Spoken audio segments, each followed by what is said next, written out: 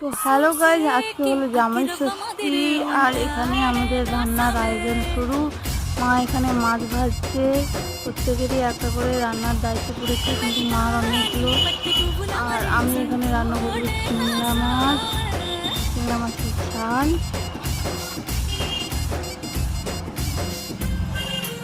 কেমন রান্না বোন এখানে করছে ভেটকি মাছের পাতুরি, ও কলা পাতা দিয়ে পাতুরিগুলো মুড়ে নিচ্ছে।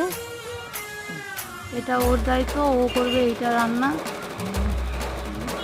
তো তারপরে রান্না বান্না শেষ, আমরা সবাই স্নান করে খাওয়া দাওয়ার জন্য রেডি হয়ে গেছি। এখানে বোন জামাইয়ের জন্য, মানে আমার বরের জন্য থালা সাজানো হচ্ছে।